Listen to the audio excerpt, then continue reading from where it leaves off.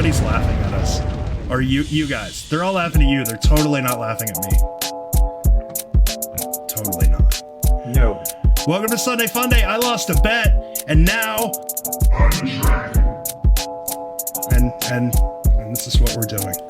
I'm just totally here so I can see him lose the bet. So, you just know this is going to be one of the top view things on YouTube.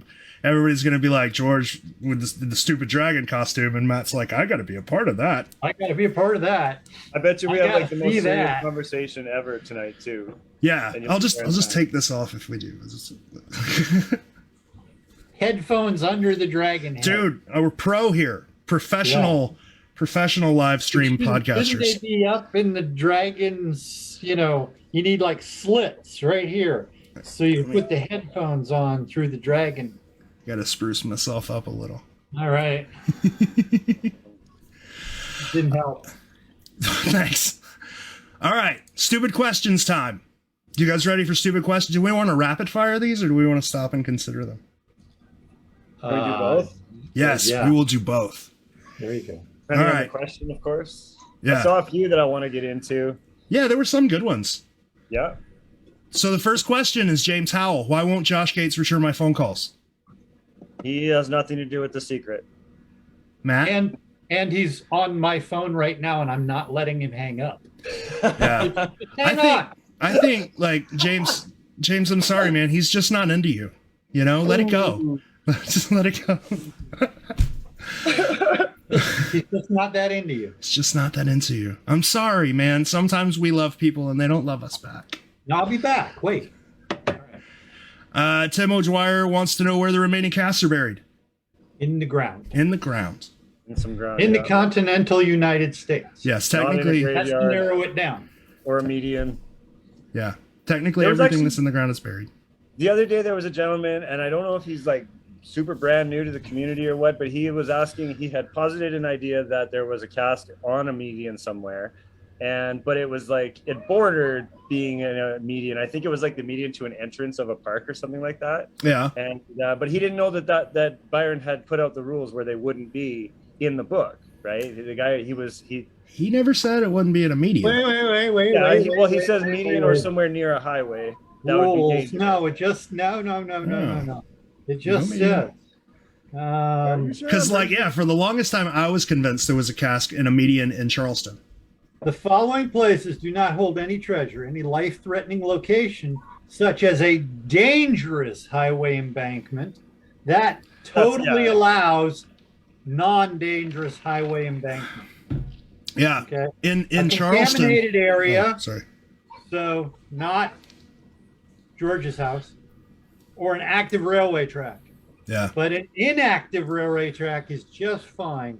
Any cemetery, which is basically all of San Francisco, and any public or private flower bed, which totally rules out Cleveland, and any property owned by the contributors of the book, their family or friends. Those are the only places it can't be. Yeah. Yeah, in Charleston, right at White Point Gardens, like right at the Battery where you have to turn, there's the Confederate Defenders Monument with the dude with the two arms and stuff. And right in the median there's these two white posts with a hole through it that I always thought, like I could never find a picture, but I always thought it looked like a bar went through them with two bolts on the side. That's the only reason I can think of two posts with a hole. And I always thought maybe right in between there, but that was... Is that the one where they actually added dirt right there? Yeah, it's on the other side of the street from that. But yeah. Okay. But I somebody dug that hole. It wasn't me for legal reasons. Sure. And there was nothing there. Okay. Let's see. All right. More questions. Has anyone solved Byron's additional number clue in the Japanese hints? Which the number clue is... we got some special advice from Mr. Price for our Japanese readers. That is to start solving the picture/paintings. To do so, you must decode the poem by solving the combination of numbers that are in the poems. Yeah, doesn't it also at some point in there say take the numbers from the pictures? I don't remember. I don't think it ever does. It was something really, really weird. And the answer to that question is And it's not a stupid question. No. No. All I don't right, think I don't anybody's think so. really tried. Like most of the things that we have about like the hints in the Japanese book and then stuff that we have about the back of the book, nobody's actually really tried. Right? Like we have that numbers thing. If people have tried, they haven't gotten anywhere with it and they haven't posted about it. Nobody's tried. solved it. Lots of people have tried it. I always thought that he was mistaken and he was talking about the numbers in the paintings. Because that would be the easiest way to start putting stuff together, right? Is to figure out the latitude and longitude coordinates in the paintings. Yeah. Because that gives you a city and that allows you, once you have the city, you can tie in a verse. It's pretty easy. I think that might be totally what he was talking about, but I also think there was a methodology to connect pictures up to verses, and he did the math wrong. But that's just me. I don't know. Like, there's got to be a way. There's got to be a definitive way to know which painting goes with which verse, and we just haven't found it yet. But it's weird. Nobody's really looking. Like, nobody in the community that I see are really looking. There are people looking. I get messages from people all the time going, "What about this? What about that?" And I'm like, "Does it work?" Well, I meant for Chicago. I meant the numbers thing. That's They're not what really I'm working talking on about. the numbers thing. No, I'm talking about the numbers thing. But it's like, and the sort of just like direct clue we got about the back of the book was like maybe one part of one word, take one part of one word, combine it with the next part of another word and make a third word, right?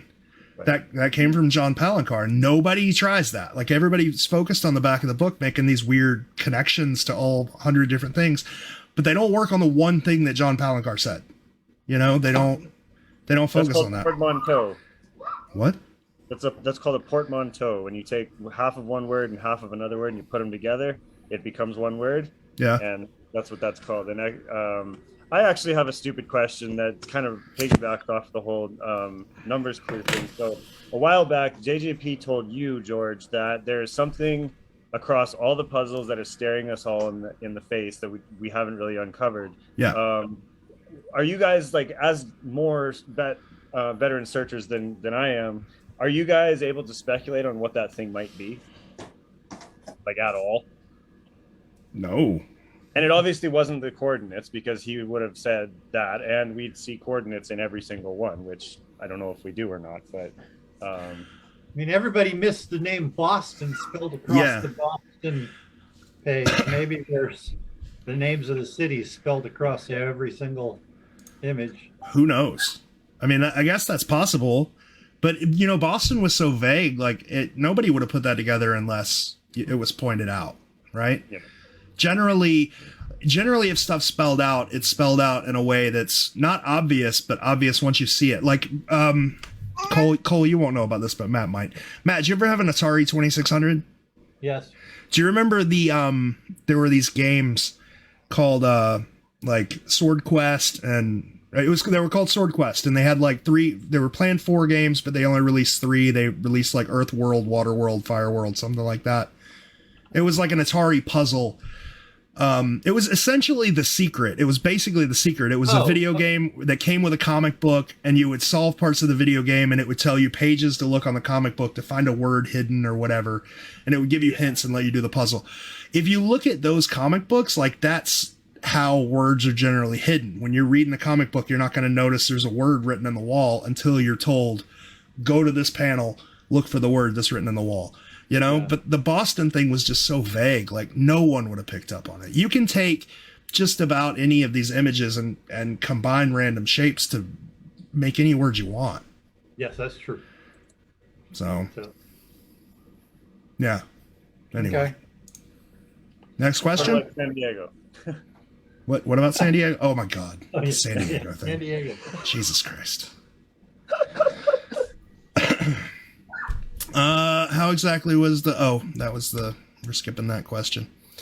Why did John Fraser take the dirt out of our theory without us? This is a guy named Mike Evans. He had an idea about where he thought the cast was buried, and John Fraser, he talked to John Fraser about it, and John Fraser landscaped the area, took all the dirt out, planted new flowers. So for those of you not familiar with St. Augustine, you might think John Fraser is just a dude who owns a park, right? He's just a guy that owns the Fountain of Youth, but he's not. John Fraser, the Fraser family has been important to St. Augustine's history since hundreds and hundreds of years, like forever. John Fraser's grandfather was like city council member. His family's been, mayors of the city. Like they hold very high positions of power. And John Fraser doesn't just own the Fountain of Youth. Like 25% of St. Augustine, if it has something to do with tourism, John owns it. Like half of St. George Street's John's. John owns countless rental properties and businesses. The Fountain of Youth is just one of his things. So while John likes The Secret and he has fun with it, what he likes more is money and his jobs. So he doesn't put a lot of effort in. I mean, I don't want to say he doesn't put a lot of effort in The Secret, because he does. But what's going to come before The Secret is his job. And if he has to re-landscape something to make it look pretty, he's going to do that, regardless of whether or not you talk to him about it or not. John really likes The Secret, but he doesn't, so many people talk to him about stuff. He doesn't remember all of this stuff. So when he landscaped this place, I doubt he even remembered you wanted to dig there. But that's John. Like, people have destroyed his park. People have shown him massive amounts of disrespect. People have demanded, his attention and his time, and I think he's fed up with it, and he doesn't care anymore. Like most parks, which is sad. When he is working around the Fountain of Youth, or having people work around the Fountain of Youth, are they aware? Or if everyone at the Fountain of Youth is aware. Okay. Yeah, everyone. So that guy got his area dug free. Yeah. Basically. Like, there is nothing. The one thing that everybody that works at the Fountain of Youth is aware of is The Secret. Just about everybody hates it, just because of how much trouble that they get because of it. I think when somebody came in and flipped over the stone and the cross, that was the end. That was the end of The Secret in the Fountain of Youth. I know of one person that's been allowed to dig since that was done. So I think when somebody broke into the park, flipped over that stone, that was it. Was that Brian Zinn was the last guy to dig there? Or? No, it's a really good dude. Lives in South Florida. I don't want to give out his name, but he's been Does a dragon. Well, he was so respectful to John, and John sort of, they didn't, I don't think they became friends, but John was just appreciative of his respect, that John legitimately let him drill a hole in a sidewalk and core out the earth underneath the sidewalk and then patch it back up. And that was the last hole that's been dug. Wow. If only I could get them to let me do that in San Francisco. It was kind of crazy. Like, they called me out there, and they had a concrete boring machine. They were just boring a big ass hole in the sidewalk. It was nuts. It's still there too. Like, you can, if somebody didn't point out to you, you wouldn't know what it was, but it's still there. Yeah. Simon asked, what about the people that needed rescue? Did that make it worse? He knew, John, like, those people were like, no, we weren't looking for the cask, but it was people that had already emailed and called John, and they were obviously trying to get into the back of the park. Like, yeah, he was pretty pissed off about that. But that was after the last person dug. Like, I think he had already made up his mind that there would be no more digging before that. Well, and I think too, like, the attitudes people take towards people like John, they seem to be on extremes of like two extremes of the same spectrum. Like, last year I got into it with a guy in the community who since blocked me, but he felt that if the cask was found in the Fountain of Youth and John decided he wanted to keep it there, that the community would take him to court over it. And it's like, well, and I remember, George, you got into that conversation with me at one point, and I remember one thing you said specifically was his house, his rules. Yeah. And that's how I feel about it too. Like, if he wanted to keep that cask there, by all means, it's his. You know what I mean? Like, his family owns that park, have for how long, right? Who are we to ever look at John and say, you know what, dude, no, that belongs to the community, you know? Yeah, no, whatever. And John had a really good idea. Like, if you were ever to dig a hole, that was an agreement you had to make with John before. It was set before you traveled, so you didn't waste your time if you didn't want to make that agreement. It was, if anything comes out of the ground, he has a display box that he's already got built. He's going to put it in the planetarium with a huge sign that he already had the text written out for that explains the history of the hunt in relation to the Fountain of Youth. It was gorgeous. It was really nice. And if you didn't want to agree to that, then fine. You can't dig a hole. You just don't dig a hole. Yeah. quick mod point. Ashley, I totally agree with you. But Family Fun Day, don't use that language here. Who is Ashley? Did Ashley say something? Oh, she did. it's Family Fun Day. Yeah. It's Sunday Fun Day. Oh, we can't use language. Did you? What can't I say? What? You said I can't. She actively called somebody a name. So, Oh, yeah. don't be mean. Yeah, I mean, totally correct. 100% correct. She was. Oh. But it's Fun Day, so come on. Oh, okay. Cool. Whatever Matt says goes. Let's see. Maybe a more in-depth explanation of A Tale Simply Told on page 7. It says they departed from 13 lands, including Cathay. From what I've been told, Ireland and Scotland combined in the new world under one people, and another made the casks. It kind of muddies the waters to me. It's not really that difficult. Like, if you just sit down and make a graph, make a chart, and, you know, the different lands brought different casks. There were 12, or the different lands brought different gems. There were 12 of them, and then one group made casks. That makes 13. So, 12 really, gems. Does a pearl count as a gem? I mean, does turquoise? Yes, that's a gemstone. Okay. But a pearl's something you get out of an animal. Yeah, but it's super rare, and it takes a lot of work to do. But it's not not a that gem. rare. So, okay, I'm just... Isn't it? But it is. I mean, but it is a gem, right? It's a birthstone. It's considered a gem. Stone. It's not a stone, and it's not a gem. I mean, it's kind of a stone. It's what, calcium or something? Yeah. Okay. I don't know. Yeah. Who knows? Whatever. I mean, is Byron a said it was a stone. a gem? I mean, whose is it? All right. Okay. There you go. That's true. I'd love to know if all the casts are still around to be dug up. Me too. Yeah. Yeah. Wait. That I would mean, be we nice. don't know the answer to that? What is Kit Palancar's favorite color? Kit Palancar said whatever color stupid is. I am slightly tan, so Kit's favorite color is slightly tan.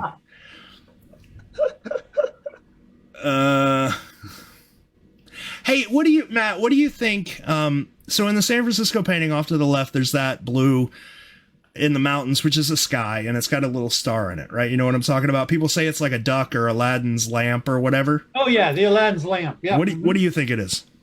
What do I think it is? I think Yeah. it's San Francisco Bay with the Golden Gate Bridge not there. You've That's- seen that picture, haven't you? Yeah, I have. Okay. One of the Yeah, questions was, I think it's the bay from the outside looking inside. okay. I don't know enough to argue that. So we'll just go with that. Matt thinks it's the bay. Yeah. I mean, and over time, or things I have thought it was. Yeah, okay, Aladdin's lamp. I never, ever really, I'm like, that would be great for the Houston painting, maybe, but not San Francisco one. But in Golden Gate Park, there's a set of 3 lakes, North Lake, Middle Lake, and South Lake. Uh-huh. The south end of North Lake in the 1980s was shaped really close to that. Okay. And then since then, they bulldozed out the lake, made it deeper so it holds more water. But at one point, it was similar. Okay.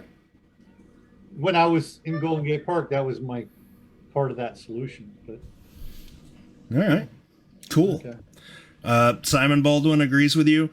Michael Lutz thinks it's Tom Sawyer's genie lamp. That's a baby. There you go. Hey there. Let's see. Question. Holding the assumption that no one can specify the exact remaining cask locations, is there currently anyone with any further details of the remaining cask clues, even approximate locations? Probably. Part 2. Will these connected individuals, whether friends, relatives, business connections, associates, be willing to come together to assist the community with offering all they have knowledge of before it may be lost to time as well? No. It's a puzzle. Like, And why would you even do that? I mean, Yeah. it's like, the cool thing about this thing is it's been so long with no answers. Yeah. So, hey, let's just ruin it and give us the answers so Yeah. that it's over. I like the nudge, right? It's a push in the right direction. It's not really a direct hint or whatever. It's probably the best you Honestly, could get. I don't. You don't like it? I don't. The I didn't nudge, like it. Like the nudge isn't even necessarily a push in the right direction, but it's a push in a forward direction. It got conversation going. Yeah. It made people look at stuff a little bit differently.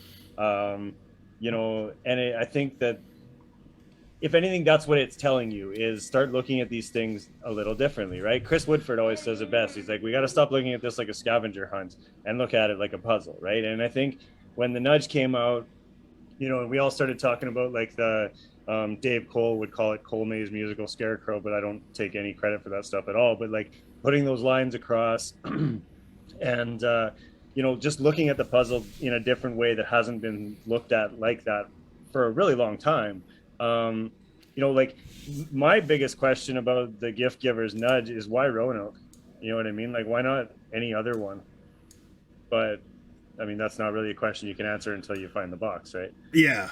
Yeah. I don't know. I mean, people have speculated like it's because it's lost or because like they wanted to check on it or whatever. I would highly doubt that.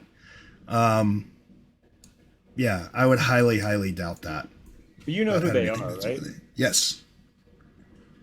No one else does. Because I would say, like, given if like, and this is sort of like the Kit Palancar interview. Don't answer this if you don't want to. But given knowing who they are, you know, does who they are connect to that particular puzzle in a sense? Like, you know, those are questions that it makes you wonder, right? No, not really. Because like if it was Ben Asen, you would start to think about New York. Yeah. Right? No. Oh, okay. I see what you're saying. No, it wouldn't. No, I really think like there's a limited amount of stuff that they know, and they're just trying to be helpful in a way that's not going to destroy I honestly anything. would rather they didn't. You know, I mean, that's now I would too. I would rather there not be anymore because it's caused too much bullshit. That happened one time, you know, okay, well, what if somebody else comes along and tries to push it a little farther? Yeah. You know, the next time somebody tries to push it a little farther, it's not, you know, that's not how this thing's supposed to work. Yeah. I feel like the aftermath of that, it didn't force it forced people for a limited amount of time to look at it differently. But now people just seem to be like trying to twist the words to make it fit their ideas. And then they're getting upset that they don't know who it is. And like, it's like, if you don't agree with it, don't listen to it. Who cares? You know, Basically what I did. Yeah, just who cares? Well, that's the closest you'll get to getting a hint without actually getting a hint. Yeah. Right? Like that. Because we don't want hints. Like if you're going to get a hint, just tell us the answer, right? Like in this case, for this, I don't want the answer either. I mean, but I'm just saying, like if somebody's going to come out and say, "Hey, here's an official hint," like you might as well just tell us where it is. I don't necessarily. That is dead. I don't necessarily disagree with hints in general, like but it's because of how I look at the puzzle. Like I look at it, a lot of people look at this like Byron's this brilliant puzzle maker, and you just got to make the connections. And I don't. I think Byron was really bad at making puzzles. In comparison to other puzzles, this is just not a good one. Like it's super interesting. It's super fun. It was put together really well, but the puzzle aspect of it is just not good. There was somebody that made a post on the forum a couple of days ago where it's like, it's been 40 years. Nobody's figured it out. That's not because it's, you know, too complex. And I kind of agree with that, right? It's because it's a little vague. It's not that great. So I kind of feel like if people have saw how the puzzle has progressed since 1982 up until now, and they're like, dude, you guys are just far off. Here's a step in the right direction. It's fine with me. Like I don't know, but people don't seem to see it that way, and it's caused a lot of drama. And I hope they don't do it again. Well, so then on that note, what do you think about the part in the Japanese book where, like one of the hints, I think it was actually for Boston or maybe Chicago, where he said, if I give you a hint to this, it's just going to give it away. Well, I mean, I feel like looking at in retrospect in the Boston Solution, if you would have said anything about any of those lines, it would have. Right. You know, I mean, what could you say other than like let's say for pretend, because we don't exactly know, but let's say for pretend the Green Tower of Lights legitimately is a light post. I mean, you could say this post is a light post, and that wouldn't give it away. But any clue with substance, it would just give it away. Right. So do you think that extends to any of the other puzzles then? Like, could you theoretically have given that answer to any of the hint questions, right? I don't know what you mean. Well, I mean, like why is that clues on the other ones, right? If it was Cleveland and he said, I can't give you hints because it'll just give it away, that's no different than saying that about Boston. So why in this case, is it different? Because I think because in my view, everything in the Boston verse happens within eyesight of where you're supposed to dig. That's right. Okay. Yeah. Right. So if you were to say like Metal Walls is a boat, and you figure out it's Boston, you're gonna know it's Ironsides. You go to anywhere where Ironsides is, and everything just makes sense. Where in Cleveland, it was at least vague enough to where that wasn't the case. What were the Japanese hints for Cleveland? Shit, I don't even remember. Yeah, something about philosophy. I don't remember.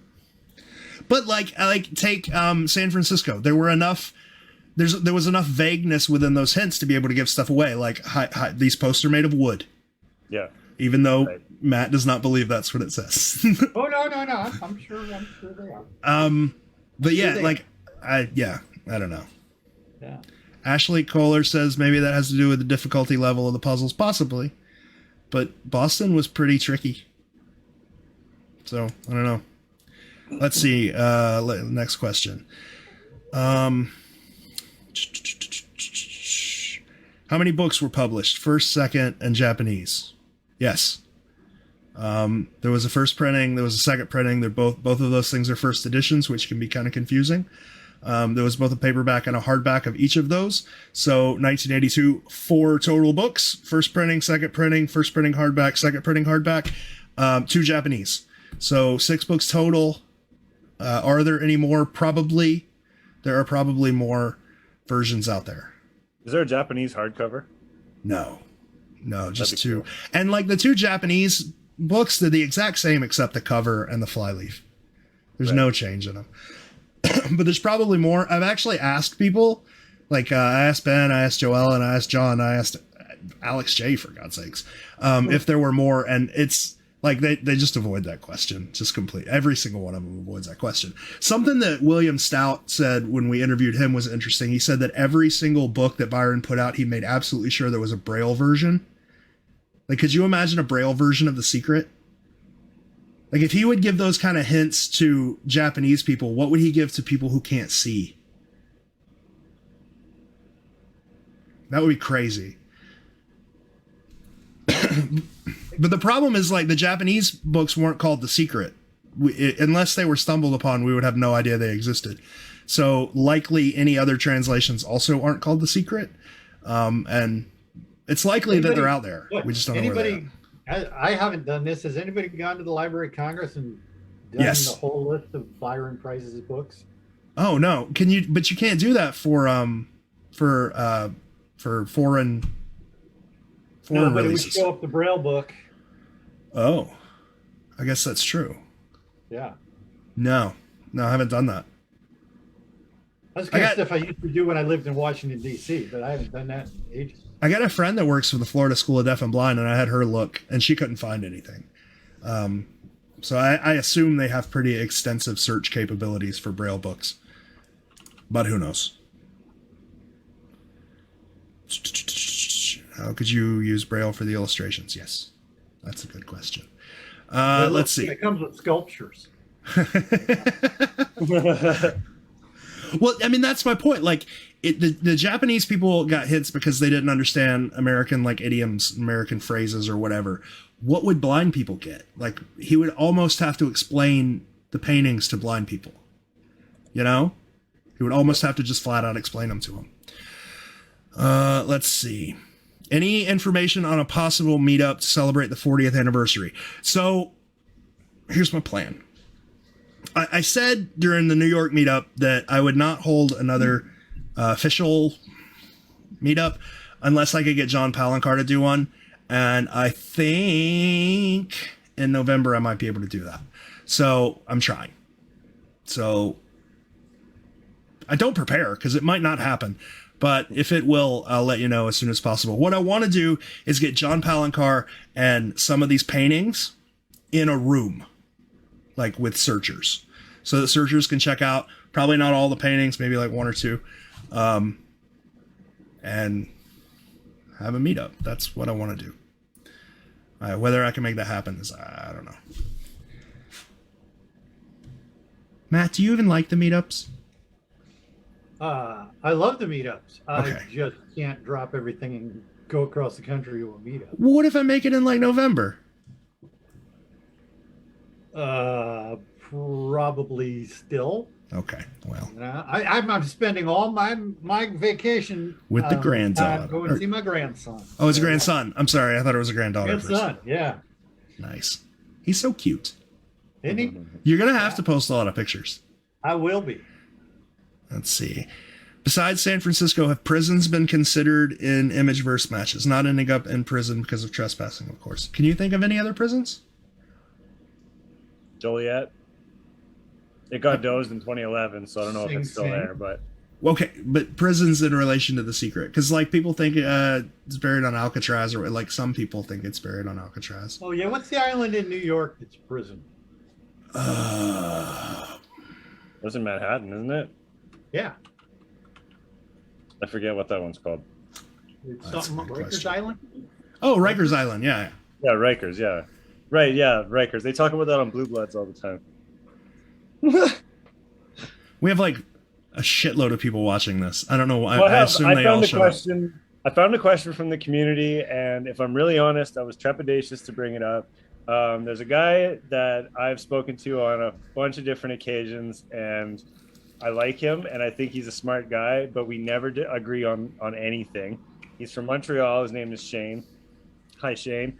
And he asked in the community earlier, why does everyone think that Image 9 verse 5 is Montreal? Because there's a million more reasons that it's Milwaukee than it is Montreal. And I wanted to get you guys in on this conversation too, because I have talked to him. I'm not going to use the word argued, because I don't think we argued. We discussed. And What image does he say? I'll never change his mind, and he'll never change mine.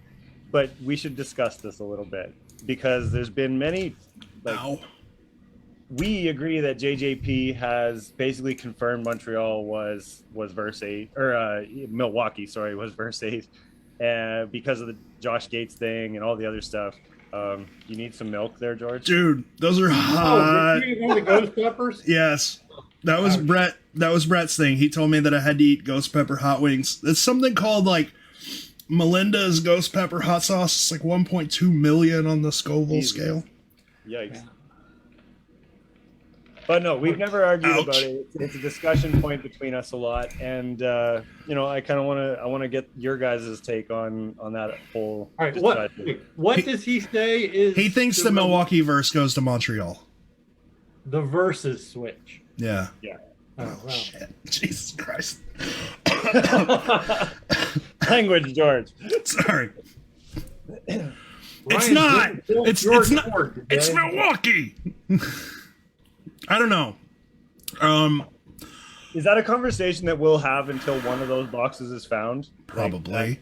Like the comparison. As much as we'll say that the St. Augustine painting can be San Diego. Yeah. Well, I mean, because there was a group of searchers that went to Montreal that were already in Montreal last year, and they went and searched, and I know that a couple of them were like fervent V8 people for Montreal, but then at the end of their meetup, those two of them specifically stated that they had basically changed their mind. It's got to be verse 5, and so on, right? So I mean, the people's opinions can change. It's just, Okay. Shit. God. Look, there's some stuff that the Montrealers have on the Milwaukee verse, right? Like, for the longest time, we always thought that Step on Nature, Casting Copper, was the Oak Leaf Trail, right? In Milwaukee. Until we found out that the Oak Leaf Trail was not called the Oak Leaf Trail in 1982. That is a big, sort of push for that being in Montreal. And then like, but all the people in Montreal have for this verse, the only good thing they have is Drummond. Right? They have Drummond Street. That's it. That's legitimately it. And everything else is just force fed in to fit around Drummond Street. We like before, I don't know, a year and a half ago, we could have had this argument legitimately. But after John Palancar went on Expedition Unknown and told Josh Gates that using those two verses, he was closer than he'd ever been before. And then John Hardapy going to the Leg Eater, turning around and finding a granite stone, like a granite cornerstone in a building directly across the street from the Leg Eater, dedicated to a man named Walls. Like, that's the best explanation you could have for granite walls, and it's legitimately right across the street from the Leg Eater, right down the road from the Citadel. Like, there's no, like, I know we haven't found a box in either of these places, but sometimes you have to judge a possibility's merits, right? And that verse going with Montreal has one good thing going for it. That verse going with Milwaukee, like, I'm sorry, because I'm hot. That verse sounds like you're really serious. But what I know is you're dying. Yeah, that verse, the Milwaukee verse going with Montreal has one good thing going for it. But the Montreal verse going for Montreal has a shitload of good things going for it. Yeah. Right? So, and but you get it all from standing in front of the Leg Eater. Like, that Citadel is just down the road. FB Walls is right across the street. Like, you know. Yeah. And then the most perfect image match that we have is sitting right there. There's really no arguing that pairing anymore. There's really no way to argue it. No. And like, one of the arguments that you see a lot is the lane 222 argument. And, you know, the only thing I've ever seen, the only attempt, that I've ever seen of an explanation of lane 222 was Andrew Collins. He figured out like a cipher essentially with that line where you can write the words Montreal using lane 222 to get there. And, you know, that's the only time I've ever seen an explanation for that line that actually like that came to a conclusion. Yeah. Right? Like, a lot of them don't. And I honestly don't even really look at those lines. Like, I don't feel like they're as important as some might think. But, you know, if you're Andrew's way of translating that was really, I thought, quite clever. I mean, it's pretty obvious in these verses. There are some lines you can just flat out ignore. Yeah. Like in Charles or in Cleveland, you could solve the entire paint or the entire puzzle and not know, you know, beneath what two countries. Like, what the fuck does that mean? Yeah. What does brush music hush mean in Chicago? Right? There's and what does half of Boston mean? You know, it's pretty obvious you can ignore some stuff, and just because that line doesn't make sense yet doesn't mean that the rest of it's not correct. Right. And that seems to be what people go for. Like, they're like, okay, we've got 4 really good matches here for this verse, but you've got 5 things that we don't. Mass of clues. Yeah, we got 5 things here that don't make sense. So let's just throw everything out the window, and it's probably in Toronto. You know, that's what people seem to do, and I don't understand. I mean, I get it, but I don't understand. Jesus Christ, that's a hot wing. Next question. Let's see what we got. I have to scroll some. What do we think the rationale was behind Byron's St. Louis email? Typo? No. You're correct about... I mean, I know that there was a typo, but you're correct about St. Louis, but wrong about the location. Okay. I don't remember if that was his exact words, but it was pretty close, right? Really close. I mean, it was like, too many people got hung up on the D, really, when it came out. Yeah. Okay. So. Yeah, that was obviously a typo. I mean, S and D are right next to each other on the keyboard. Literally, I just glanced down to check. That part was a typo. The other part, I legitimately don't think we can know what Byron was talking about unless we see Johann's email. I don't think Johann's trying to hide anything. I just think like back in the day, you guys didn't care. Yeah, we talked about it at the time. So it was, you know. But like, And so I mean the context though, like what was Byron saying he was right about in St. Louis? Was he saying somewhere near? I think he's saying somewhere near the cast there is something to do with St. Louis. Yeah, but in Montreal, there's St. Louis Square in Montreal, not far from the oldest. Well, there's a church. I mean, there's St. Louis churches all over the friggin' place. But that's the point. We can guess, but unless we saw the email, we don't know. And it's been so damn long. I bet Johan doesn't even have it anymore. Sure, and back then, it wasn't that big of a deal. Was he stopped looking in St. Louis, right? Yes. Well, all right. I can't say now, but there was a time he did.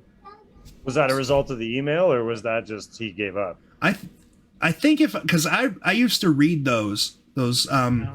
I mean, I read all of Q for T at one point, and if I remember correctly, it was just like there was better explanations for shit. Yeah. Yeah. So, I mean, once the leg eater was found, that Montreal, 100%. Yeah. You know? No, and yeah, I mean, and I remember his saw with the, the city park and the jewel box building, and it was an awesome saw. But when he reported what Byron said, everybody was like, well, obviously it's not there. So. Yeah. Have you noticed that the people who generally, so a lot of the people that have alternative ideas, right? We label them alternative theory people, right? And it's not really an insult. It's just, that's what you kind of are. You're people who go against the flow, and that's fine. Yeah. Have you noticed that the people who do that tend to use Byron's words to back up their position, but they either twist them or completely ignore other sections? Yeah. Right? Like the St. Louis people are generally back of the book people, and they totally ignore Byron saying multiple times there's no clues in the back of the book. Yep. They totally ignore it. Yep. Like... Yeah. And I'm just saying, for whatever reason, and it's lately, the back of the book has been pushed more and more and more. There's more people out there saying huge clues in the back of the book. And when the new people come in, they hear all this and they jump on the bandwagon, and it's like, okay, there's really no clues in the back of the book. I'm sorry. But so if we're being devil's advocate here, there's kind of a conundrum, right? Because even John Palancar said, take a word, pair it with another word, makes a third word. Now, like, if I'm being fair, when we were having that conversation, I kind of assumed he was talking about the back of the book. He may not have been. He may have been talking about the front of the book. Like, I have no idea. I don't know. It's weird. But the one thing that's been, proposed for the back of the book, nobody tries to do. I don't know. I wish they would. Yeah. Gotta get Carly on that mission. Anthony Jasad is at the Goddess of the Forest right now. Nice. Good for him. That's nice. Is he at the Goddess of the Forest Plinth, or is he at the Goddess of the Forest that still exists in the building? In the college in San Francisco?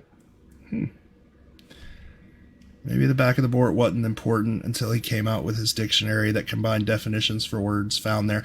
Look, I got that dictionary. It's right there. Oh, there it is. Yeah. I found it. It's over there. I found it. It's a funny dictionary, and part of his stories are super interesting. Like he talks about Gershwin. That's where that dictionary is where we found out that he meant ducks when he said you can still hear the honking, because we always thought he was talking about geese because geese honk, right? Yeah. But in that dictionary, he said something honks like a duck. And you're like, what the fuck, Byron? Why do you think ducks honk? But yeah, it's a good book. I should just scan that book and put it on 12 Treasures. It's funny. Anyway, let's find the next question. Not sure if we're allowed more than one question. It's always bothered me that a Japanese version of The Secret was released, yet their immigration to America doesn't seem to be included in it. Any thoughts on this? Yeah, the Japanese edition of The Secret was published for monetary reasons. It really had nothing to do with The Secret. And it's a book market. Yeah. China was not a book market. No. Plus, like, China was the kind of country based on the ideas that we know. It doesn't seem like Byron would want to market himself in China anyway. Just on personal values, I guess. But back then, maybe not so much now, but back then. Yeah, Japanese offered him money, and he needed money, so they published the book. And then he only let them publish one, and they published 2 copies. Did you know, like John Palancar and Ben and Joellen, none of them knew that there were 2 copies of the Japanese book. They all thought there was only one, because they were only allowed to publish one. And they only got paid for one? They only got paid for one. So there you go. Somebody needs a Japanese lawyer. Yeah. My first question is, how do I catch the live stream? Probably should have answered that one back then. Yeah. Who is the gift giver, and how do we know she is giving us credible information related to the hunt? His name's Tim, probably. It's not his name. And they are. Just she, 12 of them.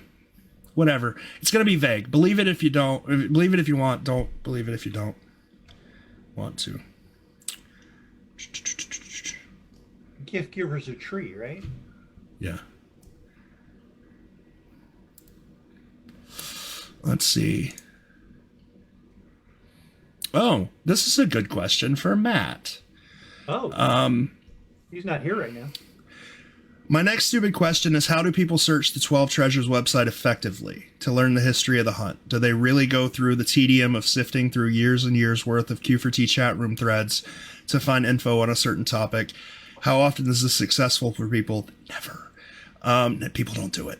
Any tips to ease the pain of that process? How would you recommend people new come into this hunt? I mean, I feel like listening to the podcast, especially like the first 12 cities, that's a pretty damn good start. Yeah, it is. Stay off Q or the wiki. Yeah. Well, yeah. I mean, no, yeah, the wiki is good for like 3 things. The wiki is good for you want to be able to quickly find the text of a verse or quickly see a picture. It's much easier to go to the wiki than it is to go to 12 Treasures. Yeah. And pop up. And the reason is because the pictures on 12 Treasures are so much better scanned. They're much bigger and huge, and it takes a while to download them all. So. I mean, that's when we first started making the podcast. I know it's audio, and audio only is annoying, but that was sort of our idea, was to take all of the information we currently knew about a city and put it into an easily digestible, episode. So that's a good way to get an overview. And if you want to dig down into the details on anything, you can search through 12 Treasures or Q4T or wherever to find info on that thing. But listening to the podcast is really good for newbies. But really, you don't have to do that. All you have to do is watch the EU episodes, and you know everything there is to know about the secret. Hang on. I have a filter for that. Oh, okay. Yes. Yeah. No. No.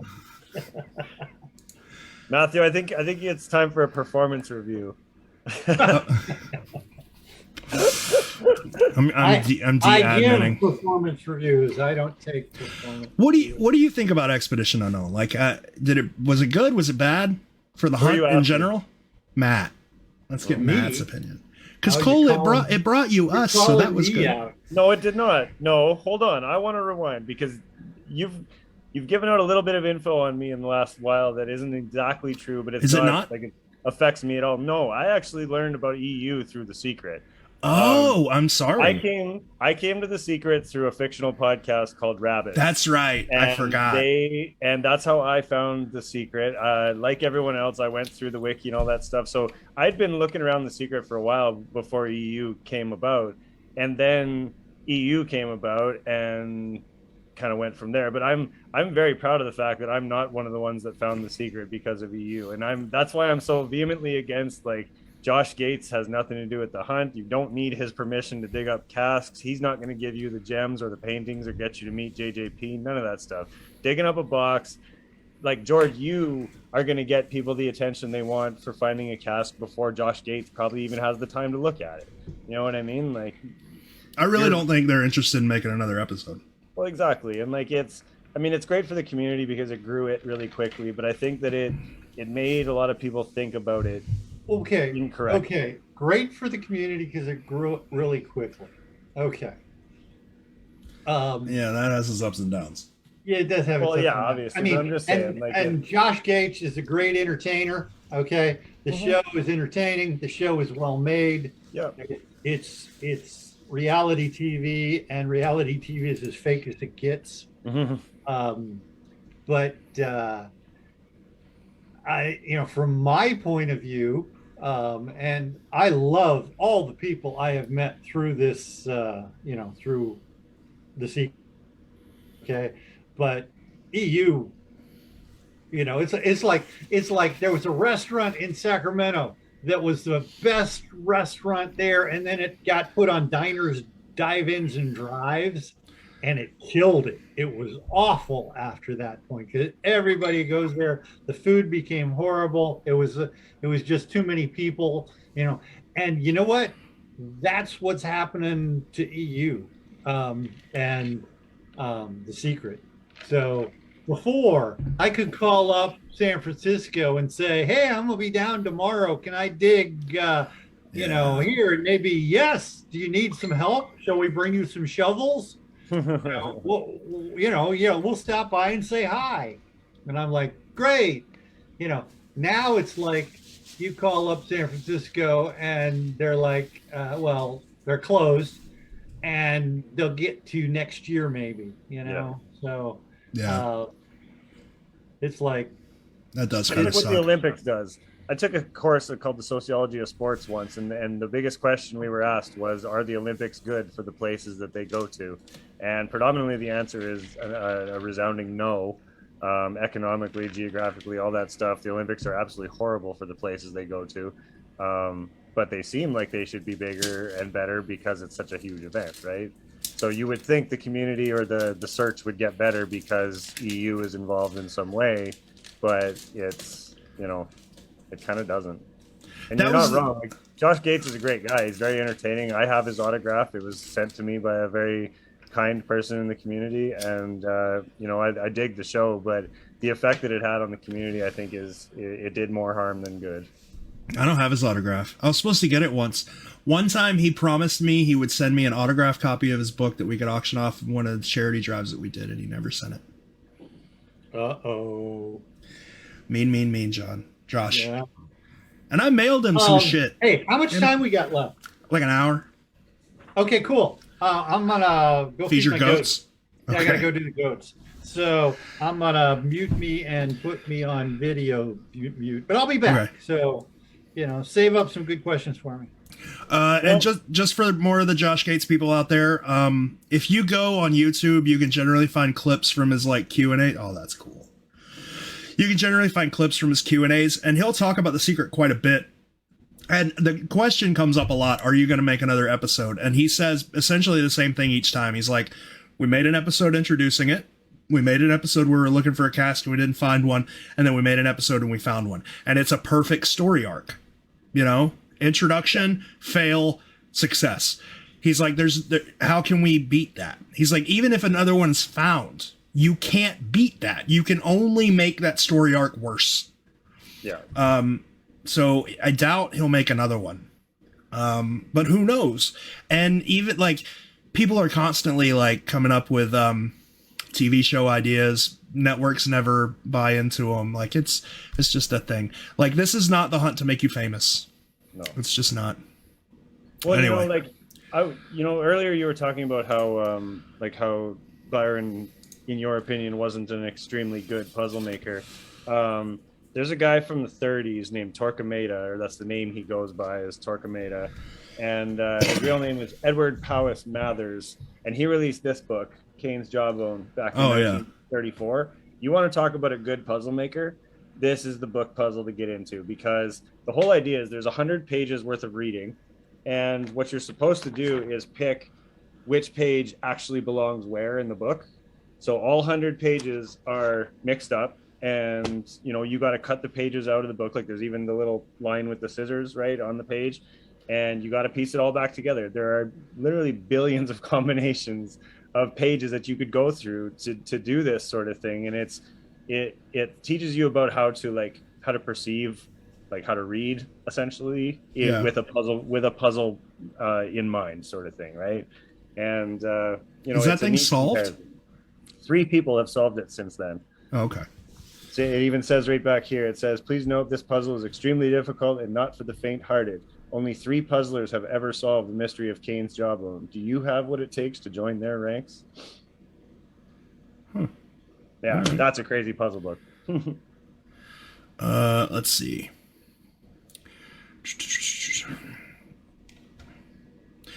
How many people oh, let's save that. Let's save the question, how many people actively involved with this group today started searching when the book came out? Let's save that for when Matt comes back, because he actually did. He definitely did. So I think we're at the end of our stupid questions, unless there was more that I missed. Oh, hey, shout out Nick and Carolyn, because I haven't yet. Because you have to. Yeah. So what should we expand on here? Like, I know we can go on once Matt gets back. What do you want to talk about, Cole? Have you seen anything good on the Facebook pages? I mean, like there's Alan likes his triangles and those kind of things. And like, I can't explain how irritating that whole thing is to me, because as much as I don't believe it, and disclaimer, I love the work that Alan has put into his theories with the triangles and the elements and all that kind of stuff.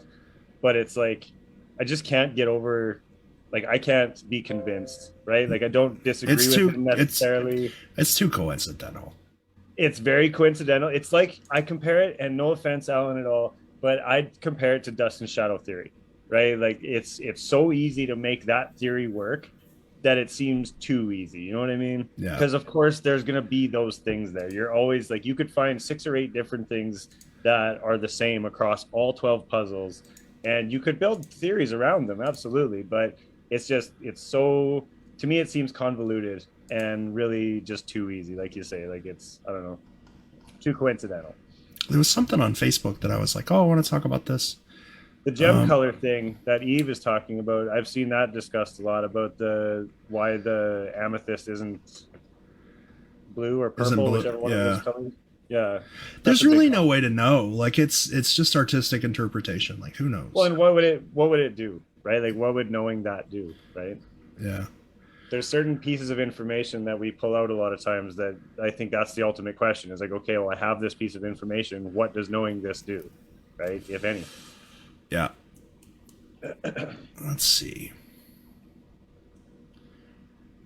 Let's see. Oh, there was that comment or that post yesterday that everybody got up in arms about, that the person was leaving.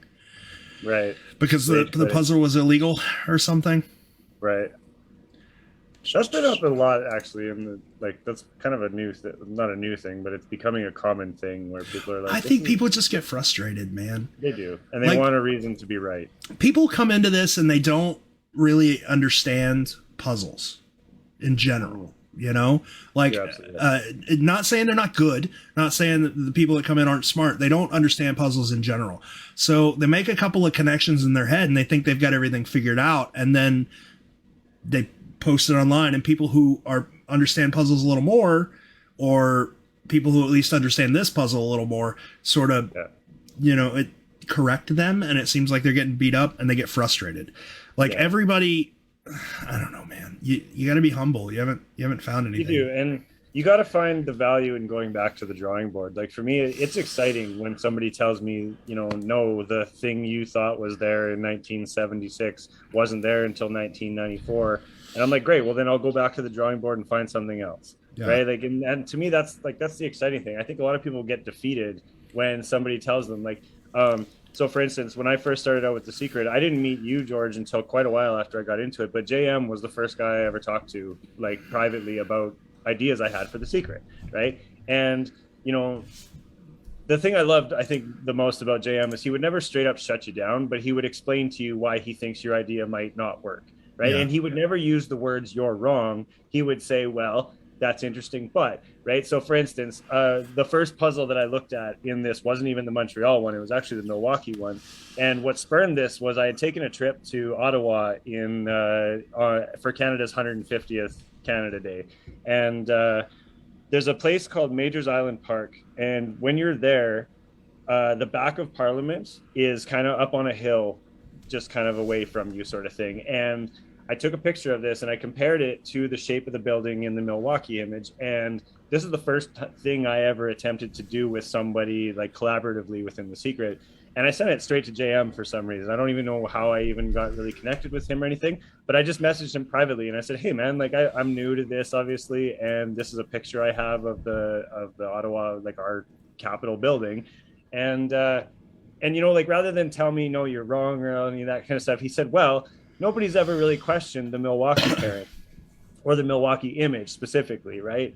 But tell me what you got and then I'll talk to you about it. So I told him what I had and we explained away why I was wrong, right? Yeah. And I just said, okay, great. Now I'm going to move on to something different. And that's when I got hooked into the Montreal thing, right? And like, if you can just, like, rather than feeling mad or defeated by the fact that somebody can turn your thing down, take that and grow with it. You know what I mean? Like I take what I call the Dr. House approach. I say, give me your information or I'll give you my information and you tell me all the reasons why it could be wrong. And eventually you'll wither down to one of two things. Either it's not wrong and this is where it's right, or it's completely wrong and you'll move on to the next thing.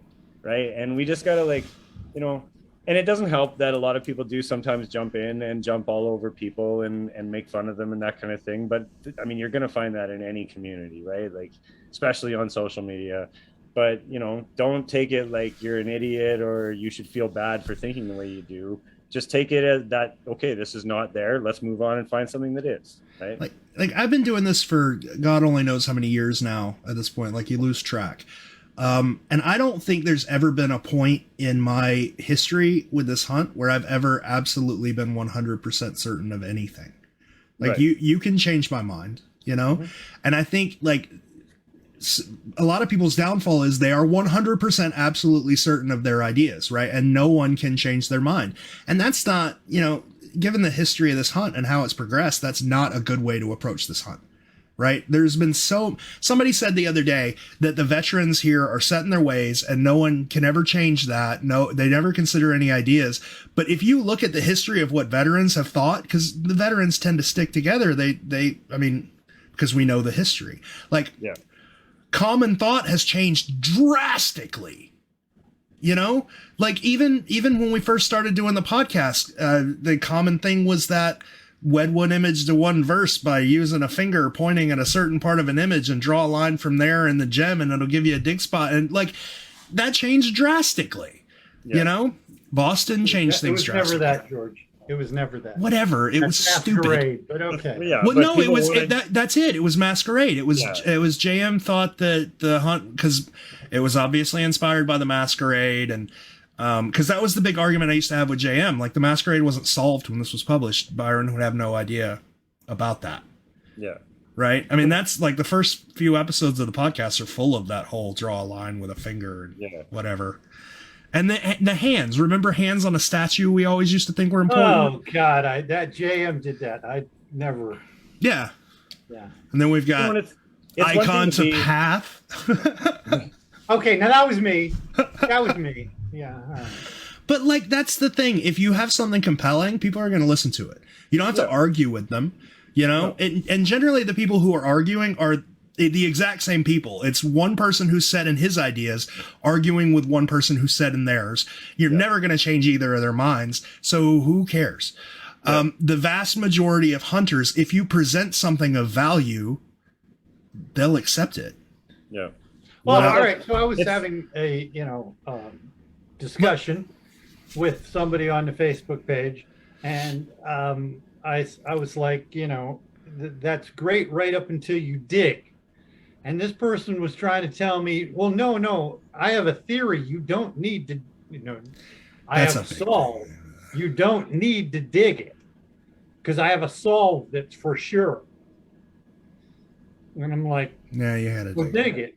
Anyway. Yeah, well, there's two things when it comes to the 100% deal, because that's something that I think a lot of people take a lot of flack over and things like that. And it's, it's okay to be 100% sure about something, but accept the fact that that in no way means you're even 1% right about what you're saying, right? Yeah. I'm 100% sure that George's dragon suit is green with pink stripy things in the ears, but for where I'm sitting, that's what it looks like. But for all I know, those stripes could be, you know, red or yellow or something. You know what I mean? Like, it's okay to be 100%, but Are Canadian colors the same as American colors? Hey man, I can change the colors. Be willing to discuss other things. You know what I mean? Like, if you're 100% certain that V8 is Montreal, fine, but you got to be able to listen to other conversations about it. You have to be open to, because until that box is found using verse 8 in Montreal, I'm sorry, like, it's just the probability and the possibility are two completely different things. That's a Richard Dawkins quote, right? The possibility that God exists is 10 million%. The probability is something completely different, right? Yeah. And in this case, you know, like, I'm 100% certain that there's no cask in St. Louis, but if one got dug up, well, obviously that would change, right? And I'm okay with that. I mean, like, going back to new things being just accepted, right? Since we're talking about Montreal, the granite walls, right? People always assumed granite walls was going to have something to do with some building or was describing some building or yada, yada, yada. And as soon as John Hardipy posted that stupid picture of the stupid cornerstone, that was it. It's just accepted. It's just that easy, right? Yeah. It's just that if you have something convincing and you put it out there, people accept it because it's convincing and it's generally pretty easy. If you go through any of the solved cities, Cleveland, Chicago, Boston, you can point at a line in a verse and point at a thing and it explains itself. Yeah. You know? And then of course you're going to get people that are, you know, not willing to change. We're seeing that in the comments now. We're seeing it on the Facebook pages constantly, right? Yeah. Like, you're never going to convince some people. And so it's just like, you know, are those conversations even worth having? B, not really. You know, like not why? Really. And if you're never going to change your mind, why even talk about it? Well, exactly. Why? Who cares? And I've learned very quickly in the community, like in my time with the community and stuff like that early on, that some conversations just aren't going to get you anywhere. Yeah. And, you know, so it's like, okay, let those people think the way they do and move on. Yeah. That's kind of how it goes. It makes it easier to survive in the community, right? People bring these ideas and they tell them to you, and it's like, if you don't accept that idea, you're being insulting to them. Yeah. And if you try and tell them, yeah, we thought about that very idea 10 years ago. Right. And people went back and forth with it. People really tore it apart, looked at it, and it led us nowhere, you know? And you try and say that to somebody, it's like... It's like you're attacking them personally. Yes, they do. Right? I'm not, you know? No. Yeah. So, and again, like, just because you've been sitting on an idea for 10 years doesn't mean that it's, you know... Just to illustrate this point, just to illustrate the entire point we've made. We've been talking for a while about verses, the Montreal and the Milwaukee verse switching, right? And beginning, you talked about a very specific person, Shane. You mentioned his name. And then we talked about how being 100% into your solution's a bad idea. And like, he's still like in the comments, everything that we've said, he's still like, yeah, whatever. It's still 100%. But like literally nothing makes sense. You know, using that verse for Montreal, nothing makes sense. One line might, but one line does. It's great. That's awesome. You got a line. But there's a whole bunch of other lines. Why argue it? Yeah. Why argue it? What does it matter? Why does it matter? I guess I don't understand why it matters to people so much that other people believe them. It's a puzzle, right? You don't need validation from the community. Like, if you believe it, awesome. If people don't accept it, go dig a hole. Yeah, go dig a hole. It's cool. Go dig a hole using verse 8 and prove us wrong. I don't know why we would get so passionate about that. Anyway, whatever. Because it feels good to be right. It's a human psychological need to be correct and to be believed and to be followed. And, you know. So, Matt, we had another stupid question. It was how many people in the community have been searching for this since 1981? Since the book came out. I like legitimately know of you, but God, the amount of people who send me messages that say, I found this book in 1982 is crazy. Well, I mean, there's the guys from Chicago had it that. Yeah. James Renner.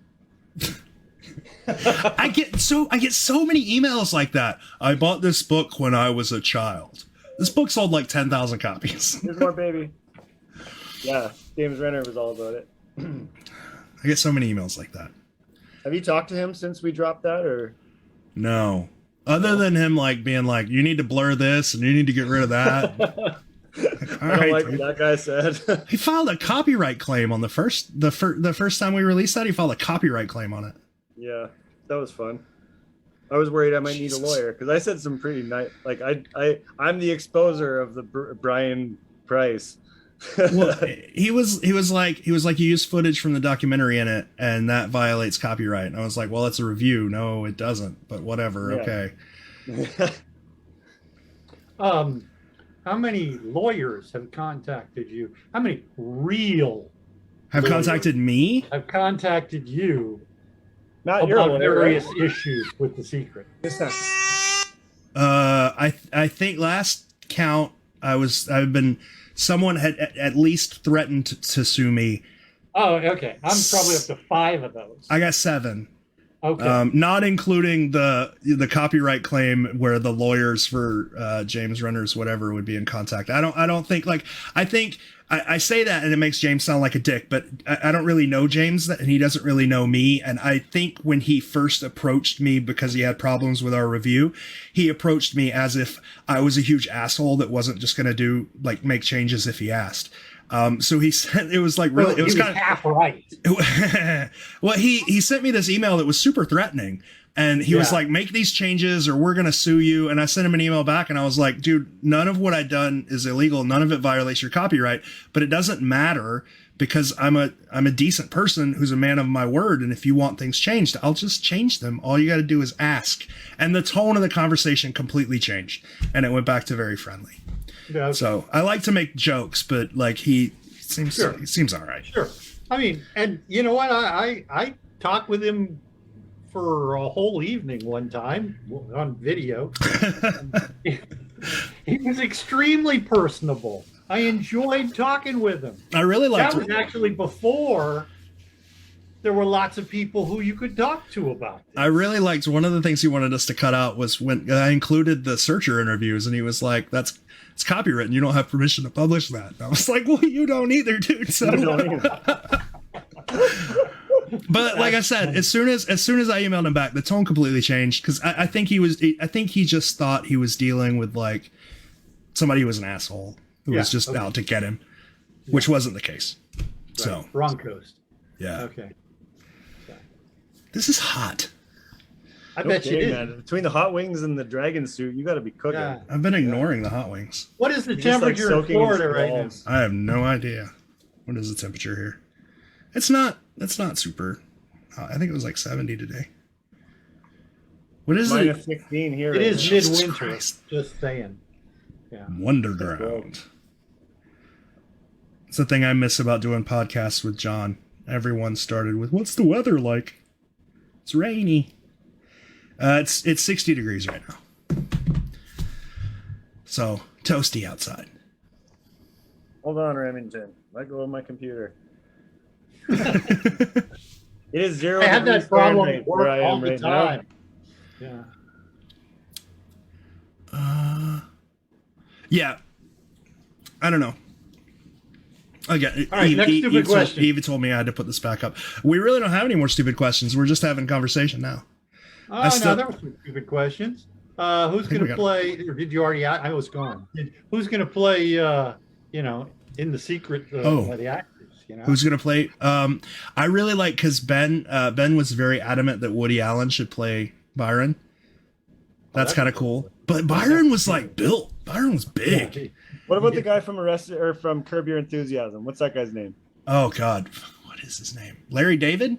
Larry David, yes. I don't know. Byron was a big dude. Have you ever seen the picture of him with Brian? Like Brian Zen is short, but he is. I know. Brian's just a tiny dude. That's all. Well, what I'm saying is Brian's got muscles. Brian, if Brian is an attractive man. We'll put it that way. Or Brian Price? Brian Zen. Brian Price is tall and built. Like, I don't know if he was just like heavier in the pic, but he looks like a big dude, like somebody you wouldn't want to mess with in an alley. Yeah, it just unless you wanted to mess with a dude dimorphism there was like, I was like, who is abnormally large or abnormally small in this photo? I'm not sure. Yeah. So I don't know. Who would you want to play you, Matt? Play me? Yeah.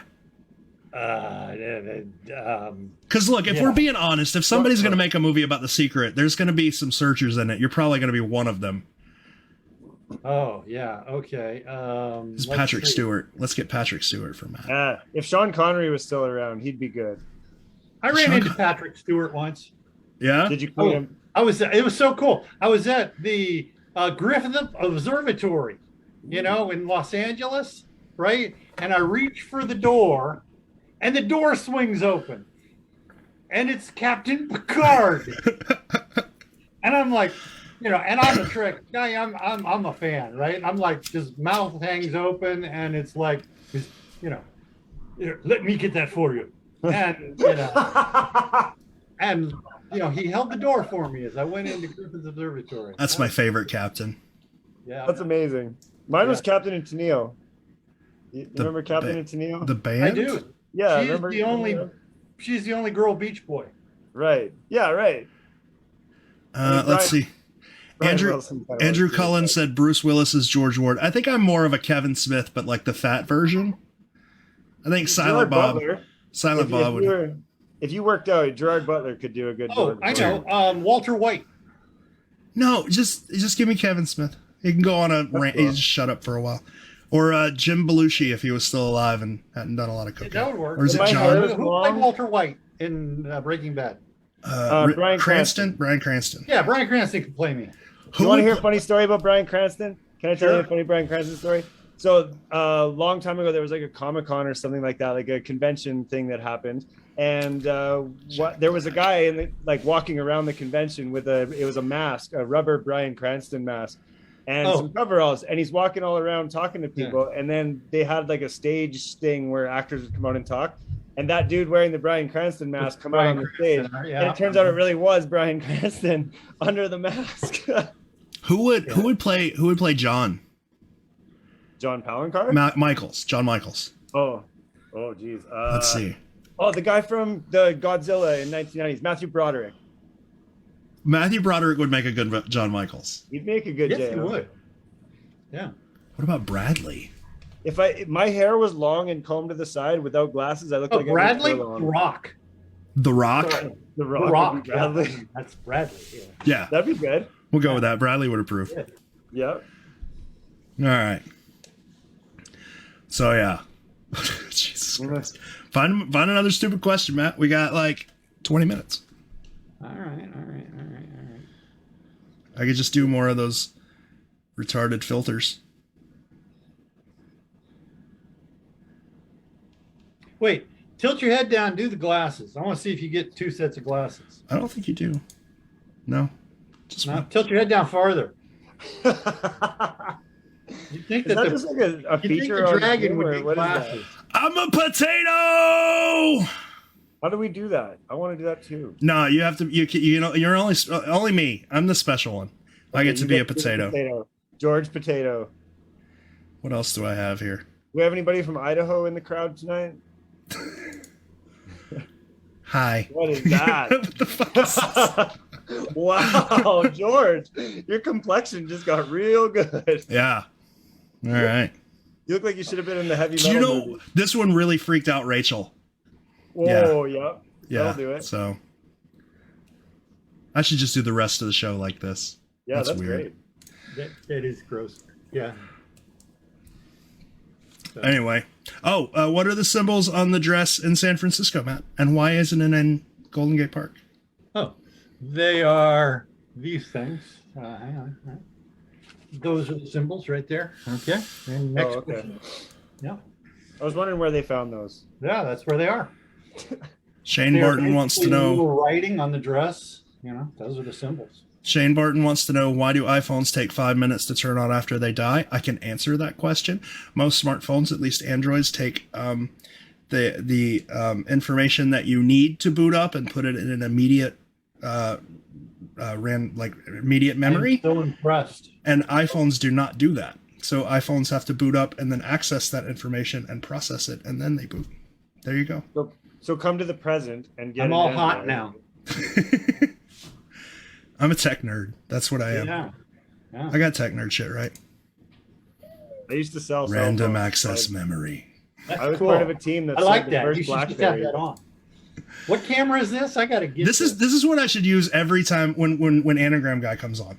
Yes. Yeah. He should have that behind him. Yes. I love Did Alan. any of the Alan is oh, so wait, He's this a is sweet. great guy. Did any of the found casts have background radiation? And I mean, that is absolutely yes the case. Because Okay. everything has background Because- radiation, right? Okay. Shot my line down. I'm sorry. Go ahead. After the atomic bomb, everything has background radiation. Yeah. That's how we know paintings are forgeries. Whoa. Yep. Yeah. Yep. Anyway, What else? How do St. Louis believers factor in the latitude and longitude for the image they associate? I don't think anyone's ever come on and talk about like St. Louis in a way where they have questions, right? Like people question them. Because I think nobody really takes the St. Louis ideas seriously unless they are also people who are, accepting of St. Louis. So I don't think any of the St. Louis people have ever been put in a position to where they've been questioned. That might be a good thing to do, because like to invite somebody on who's like St. Louis and then talk to them, but have questions. Because like I'd like to know more about why people think it's in St. Louis, but I also don't want to sit and listen to somebody, give me just random. Are there really people who still argue? For There's St. like Louis? a group. Because I mean, there are really people who still argue for flat Earth. Yeah. I mean, there's still So people are that- they just having fun? There are still people that argue for Milwaukee and Montreal. So Yeah. I mean, there really are Those St. both Louis two people. places. Yeah, I mean, but what are you smoking, George? It's a Swisher Sweet. tasty. Yeah. We have those here, but only in cigarillos, so they're really skinny. They're not very big, Oh. This but is they're tasty. all Rachel lets me smoke. And I'm not supposed to be smoking in my room. But I am. But yeah, I kind of want to do that. Let's invite a St. Louis. I don't know any St. Louis people. Like I don't know anything about the St. Louis thing. Let's get some St. Louis people to come Everybody out. St. Louis, instant message George there. Yeah. God. We'll set it up, man. I'll have somebody on, but I'll have questions. Like it won't be an easy. No. I want to be there too because of Montreal. You're I'll not back just- up Montreal. You're not just going to sit there and tell me your ideas. I'm going to have some questions, Right. and they're going to be difficult ones. So prepare yourself for that. And I think just to be fair, if we're gonna do one with like that with a St. Louis person, let's get someone that is still active in the community, that is vehemently for V8 in Montreal, and let's have that conversation. I tried to do that with Montreal versus Milwaukee, the verse Right. pairings, but that didn't work out. But are all the St. Louis people using the Montreal verse and the Montreal painting? I don't even know. Good question. I don't even know.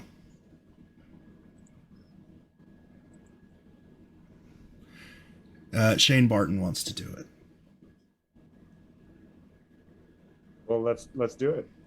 Yeah, I don't care. I don't either. I mean, I don't really know Shane.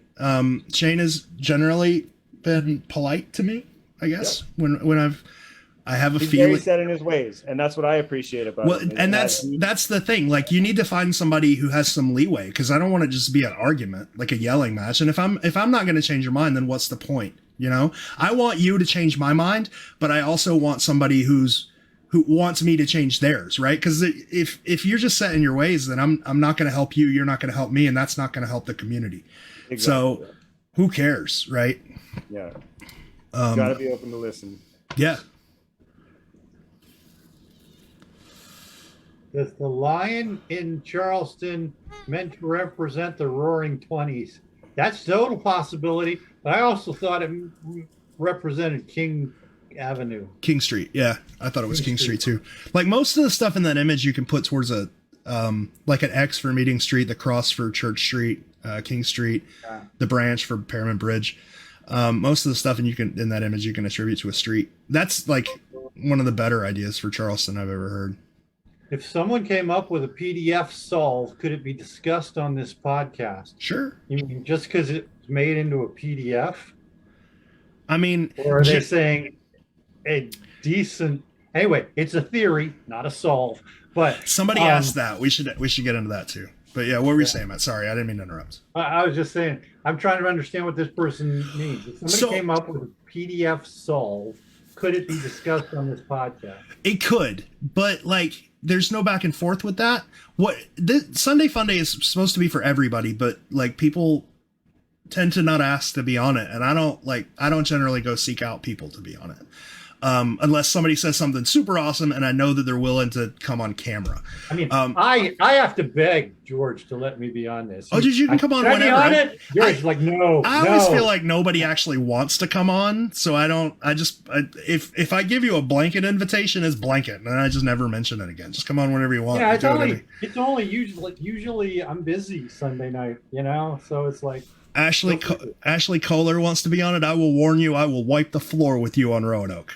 Like I know way too much about that city for you to be like, Jockey's Ridge is where it's at.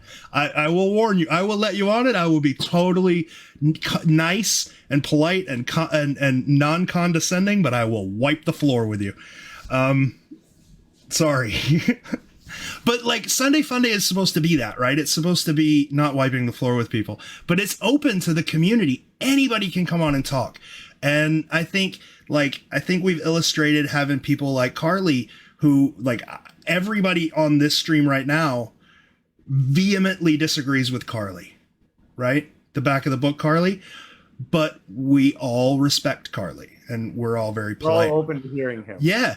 And Carly is the same to us. And that's why same with Alan, same with the Anagram guy, Alan.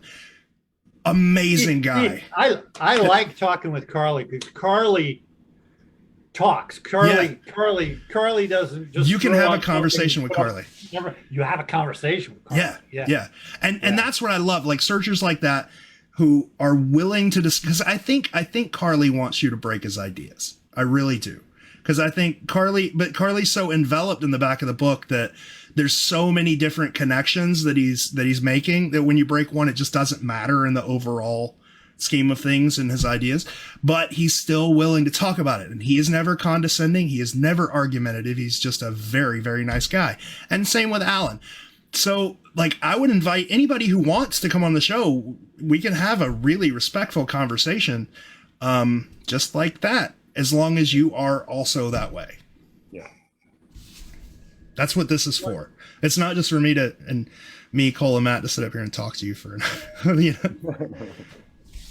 Feel free. Ashley, if you want to come on, next week is booked, but I'll set it up with you, and we'll totally talk about Jockey's Ridge.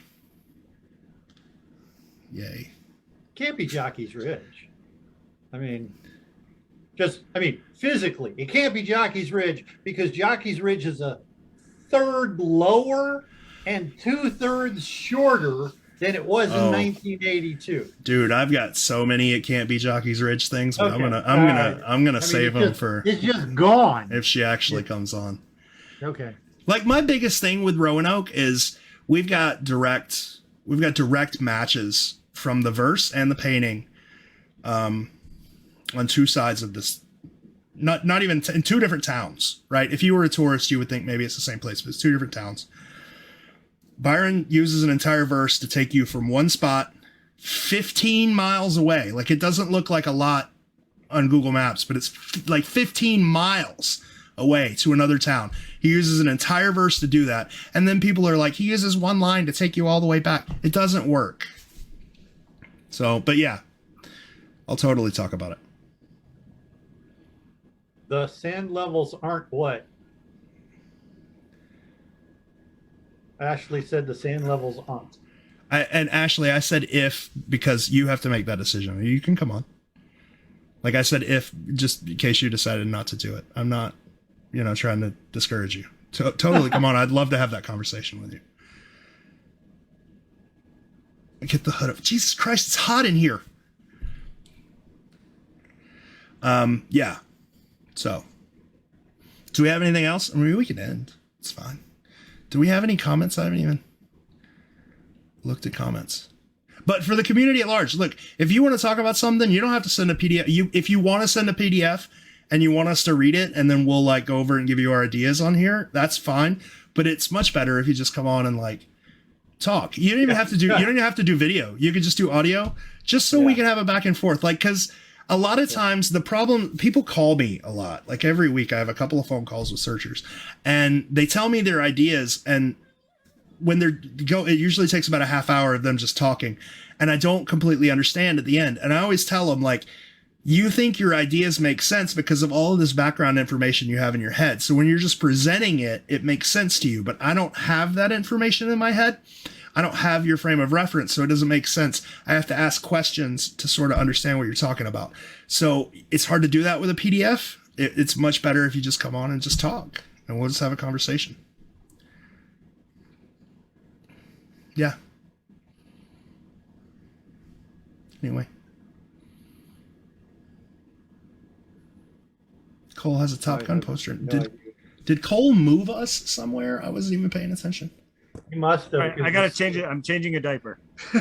This is the first on the Secret Podcast. It's mine. Right. It was my diaper, not the baby's. It's Brett's diaper. That is a cute baby. Okay. Now we're going back to my house, to my kitchen. All right. Can I screen share on the platform? Yeah, it's Zoom. You set you up to screen share.